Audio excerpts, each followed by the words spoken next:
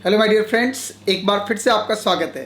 तो dear friends, आपके लिए एक और वीडियो लेकर आया हूँ, एक और जानकारी आपके लिए, बहुत इंपॉर्टेंट जानकारी, क्योंकि अब बहुत जल्दी आप लोग काउंसलिंग की तैयारी कर रहे होंगे और काउंसलिंग की तैयारी करते टाइम आप लोग बहुत सारी चीज़ों की बातें कर रहे होंगे। अगर प्राइवेट कॉलेज में एडमिशन के लिए जा रहे हैं तो आप बैंक गारंटी के बारे में सोच रहे होंगे। अगर आप गवर्नमेंट कॉलेज में जा रहे हैं तो आप रूरल सर्विस बॉन्ड के बारे में सोच रहे होंगे।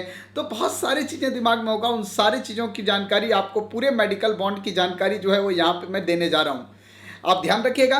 इसके बाद भी अगर आपको कुछ जानकारी चाहिए डिटेल में तो आप लोग मुझे इंस्टाग्राम पे फॉलो कीजिए। मेरा इंस्टाग्राम हैंडल है चंद्रहास सर के नाम से। मैं वहाँ आपके क्वेश्चन का जरूर आंसर देने की कोशिश करूँगा। तो डियर फ्रेंड्स, जैसा आप लोगों ने देखा होगा कि 2020 नीट में जो अभी रिजल्ट आएगा उसके बाद जो काउंसलिंग होगी उसमें कैसा होगा मेडिकल बॉन्ड, कैसा रहेगा बैंक गारंटी और रूरल सर्विस बॉन्ड कैसे लागू होगा, मैं इसी के बारे में आपको बताने जा रहा हूँ। सबसे पहले मैं बता दूँ कि जो ये तीनों जो मेडिकल बॉन्ड की बात मैं कर रहा हूँ, ये एमबीबीएस का कोर्स हो या बीडीएस का कोर्स हो या बीएमएस का कोर्स हो, ये सब जगह लागू होता है। लेकिन ध्यान रहे कि प्राइवेट कॉलेज में और डीम्ड यूनिवर्सिटी में सर्विस बॉन्ड नहीं होता है, ये जरूर ध्यान रखना आपको। अब मैं आपको पूरा डिटेल में एक एक चीज़ बताऊँगा कि एक्चुअली ये बॉन्ड है क्या। ये बॉन्ड जो है वो स्टूडेंट और मेडिकल कॉलेज या स्टेट गवर्नमेंट के बीच का एक लीगल एग्रीमेंट है।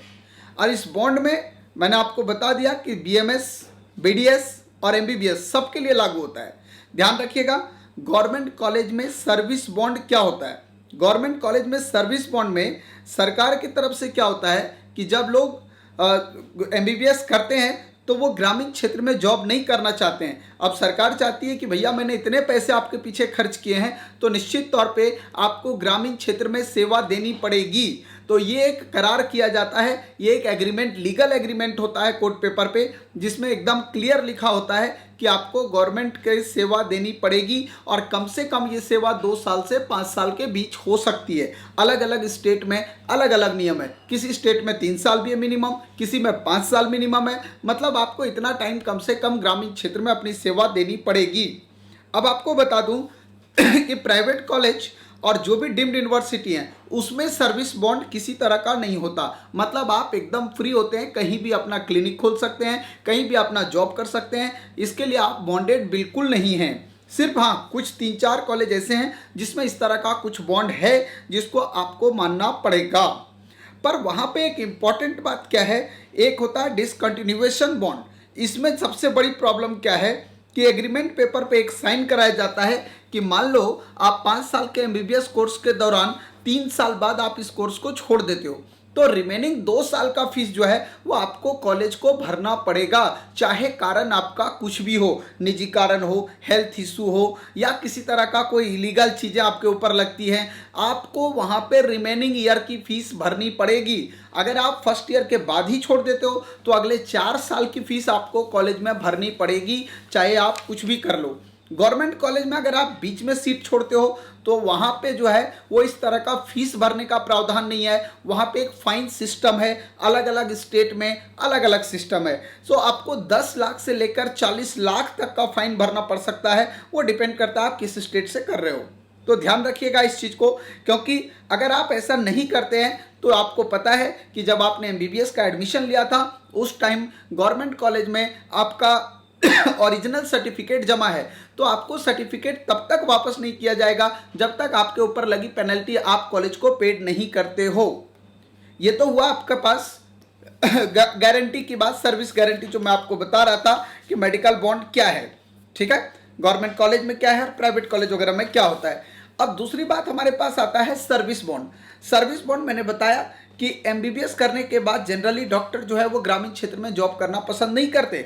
अब गवर्नमेंट ने एक सर्विस बॉन्ड बनाया हुआ है। इसमें क्या है कि गवर्नमेंट के अकॉर्डिंग आपको गांव में अपनी सेवा, मैंने बता दिया कि कम से कम 2 से 5 साल तक देनी पड़ेगी। और अगर आप इस बात से इनकार करते हैं बाद में तो उसके लिए आपको गवर्नमेंट की तरफ से 5 लाख से 30 लाख तक की भी पेनल्टी देनी पड़ सकती है। वो फिर से डिपेंड करेगा कि आप किस स्टेट में हो, अलग अलग स्टेट में इसका अलग प्रावधान है। ठीक है ना। जैसे आप अगर उत्तराखंड से पहले एमबीबीएस करते तो यहाँ पे था कि आपको पहाड़ों में सेवा देनी पड़ेगी, लेकिन अब ये चीज़ें यहाँ पे हालांकि हटा दिया गया है। और अगर इसे हटा दिया गया है तो इसका एडवांटेज जो है वो कुछ है, तो अगर कुछ डिसएडवांटेज भी है कि जहाँ पे आप एमबीबीएस के लिए फीस बहुत कम भर रहे थे, अब आपको पता है कि यहाँ एमबीबीएस की फीस उससे 5 गुना से 6 गुना बढ़ा दिया गया है। अनएक्सपेक्टेड फी में इंक्रीजमेंट हुआ है। ये गवर्नमेंट ने दलील दिया है कि हमने बॉन्ड जो है वो सर्विस बॉन्ड को रिमूव कर दिया गया है।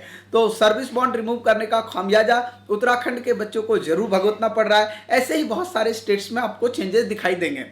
अब आपको लेके चलता हूं बैंक गारंटी की तरफ। बैंक गारंटी में क्या होता है कि पहले क्या होता था कि अगर आप कॉलेज की तरफ से अगर बीच में आप सेशन छोड़ते हो तो कॉलेज अपने आप को परेशान होता था।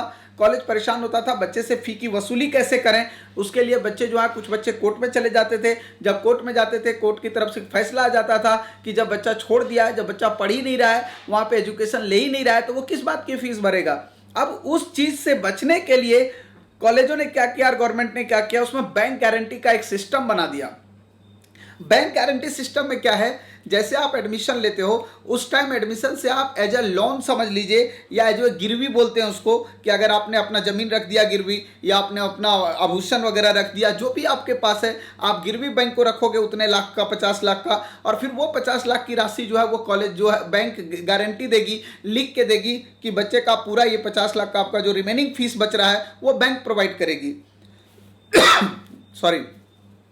अब अगर इस बीच में आपने कॉलेज छोड़ने का मन बना लिया, तो कॉलेज छोड़ने का मन बनाया तो इससे कॉलेज का कोई लेना देना नहीं है। कॉलेज आपको किसी तरह से तंग नहीं करेगा, आपसे कॉलेज का किसी तरह से फीस के रिगार्डिंग कोई बात नहीं होगी। ये केवल और केवल समस्या जो होगी वो बैंक की होगी। बैंक कैसे आपके पास रिमेनिंग पैसे आपसे वसूलता है ये बैंक की जिम्मेदारी है, कॉलेज की जिम्मेदारी नहीं है। तो मैं आपको बताना चाह रहा हूँ कि 2019 का जो एनएमसी का बिल था उसमें बैंक गारंटी को खत्म करने की बात कही गई थी, पर हो सकता है 2020 का जो अभी काउंसलिंग होगा उसमें निकल के आएगा चीज़ें कि क्या एनएमसी इसको लागू करती है इस साल या नहीं करती है। अगर करती है तो जो बच्चे बैंक गारंटी लेके इस तरह से पढ़ रहे थे वो बच जाएंगे थोड़ा सा, ये आपके लिए एक फ़ायदा रहेगा, काफ़ी बच्चों को इससे राहत मिल सकता है। तो माय डियर फ्रेंड्स, ये आपके पास था मेडिकल बॉन्ड, बैंक गारंटी और सर्विस बॉन्ड के बारे में कंप्लीट जानकारी। मैं उम्मीद कर रहा हूं कि आपको ये वीडियो मेरा बहुत पसंद आया होगा, और अगर मेरा वीडियो पसंद आया होगा तो आप लोग मुझे बता देना। मैं निश्चित तौर पे आपको जानकारी दूंगा कि कितने रैंक पे आपको किस स्टेट में कौन सा कॉलेज मिलेगा। जल्दी एक वीडियो लेके आ रहा हूँ, आप लोग मेरे साथ यहीं बने रहिएगा। Thank you so much for watching my this video.